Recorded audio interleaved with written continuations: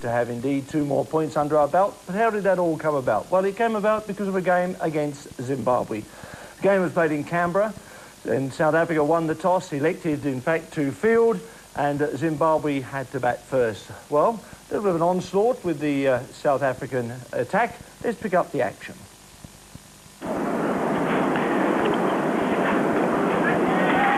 Again, that movement back into the left-hander.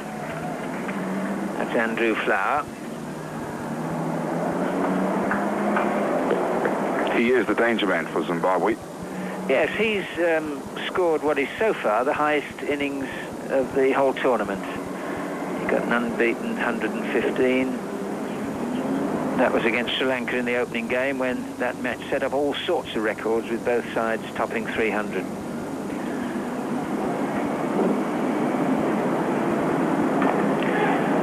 It's well run. Wayne James picking his run very quickly.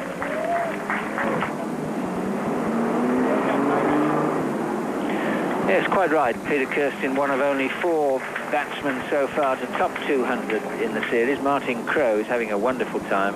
5 innings, 4 not outs, 263, and that's his average.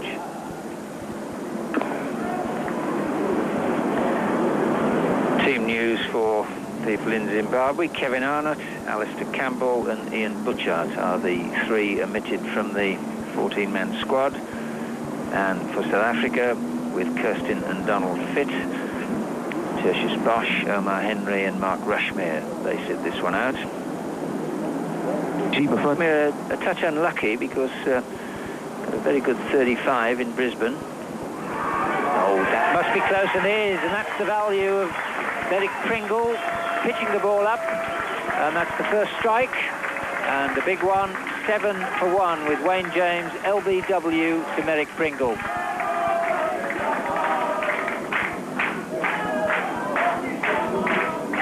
There's the South African team celebrating, and the dejected batsman leaves the Monica Oval and makes his way back to the pavilion. South Africa strike early in the 4th over, 7 for 1. See how full this ball was, and it nipped back, hitting round about middle and leg stump, and on a very good line. We see this, it's on a line of middle and off, and it's nipping back. He doesn't really get a good stride in, and quite a simple decision to give.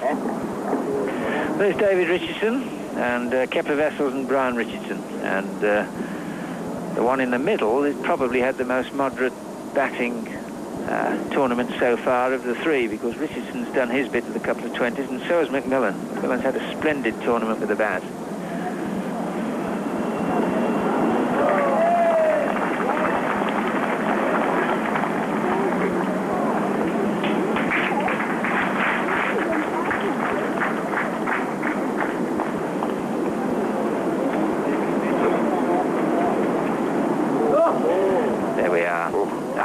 Prefers bowling to the right-hander rather than the left, and he's one of the few genuinely quick bowlers in the world who can run the ball away from the right-hander. Absolute priceless quality. You see this one pitching just outside off stump, but look at it go, starts to swing and carries on its way. That was a great delivery. Oh dear me, and then he goes and does that. Now that is when a bowler is all out of sync with his hand action, no ball called, he was stretching, the whole body went, and suddenly he got to try and find it with the arm. And Alan Donald has a very good, strong body action. But when it goes wrong, it's almost like a shank in golf, this one. Just look at that.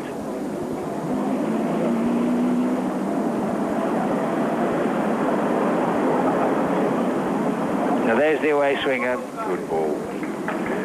This is the form which earned Merrick Pringle a surprise selection for the tour.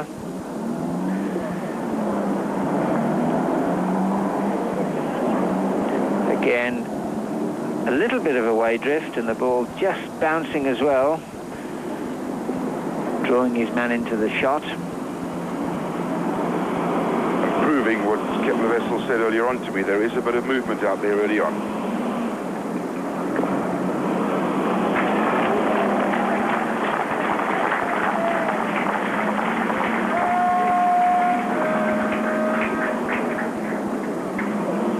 Adrian Caper really got down well there, goodness me. It looked like Jonty Rhodes for a moment, the way he went down and did the fielding. Well done. Never out of the game, is he? Never. As yet, not fired with a bat, but he's bustled his way through some bowling spells, which have been a mixture of the agony and the ecstasy. Long way to the boundary. It will be cut off.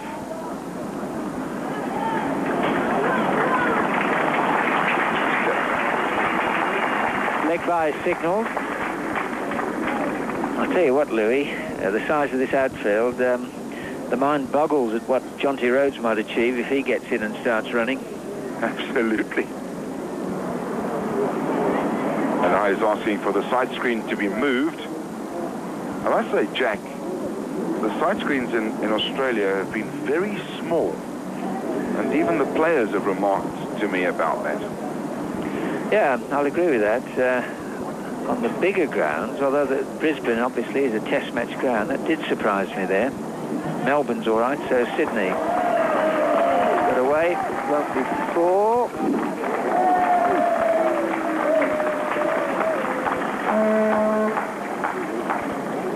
Or will it?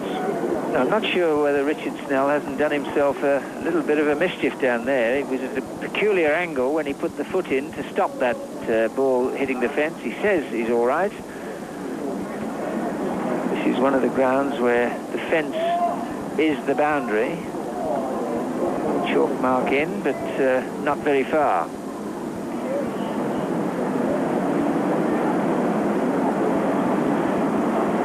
Lent into that shot, got it away down the leg side. There's quite a lot of ground for Snell to come across, and he's coming across at a very acute angle. Gets the foot in, and then chew.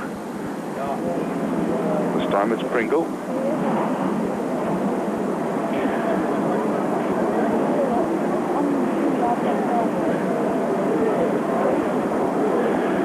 Umpire Shepherd had a close look at that and decided no, he wouldn't call a wide. In fact, it seamed and swung away and it pitched on just outside off stump, and that was why he allowed the delivery.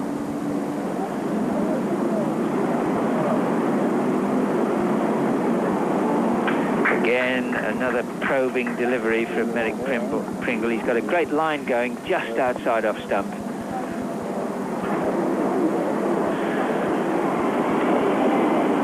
Zimbabwe and Sri Lanka, Louis, everybody thought they'd be the chopping blocks. In fact, they've both competed well. Sri Lanka, with that win over South Africa, really put the cat among the pigeons for a while. It looks now as though their effort will be a short-lived one, but Zimbabwe have had the rough end of the weather in a couple of games, haven't they? They have, and they've had to travel a lot as well, and it's a thankless job when you have to travel. And we're fortunate enough to have been in Australia, then completed our fixtures in New Zealand, and now flown back to Australia. Nice looking shot. Won't get to the boundary. Hansi Cronje does the fielding. Hansi Cronje very happy with the way he played against Pakistan, as were the South Africans, the rest of the team.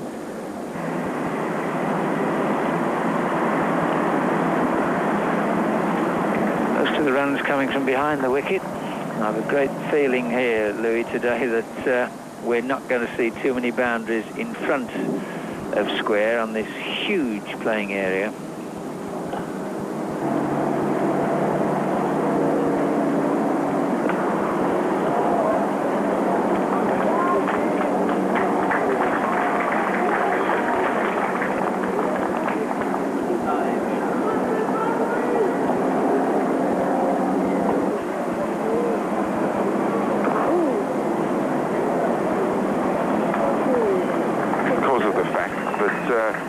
There's only one real game played here, and the Canberra side have tried to get into top-class cricket, but they've been trying for about 50 years, and they just haven't quite got into Sheffield Shield. See now Peter Kirsten moving into action. We were discussing this last night, Jack. It's just that little situation where the injury could come back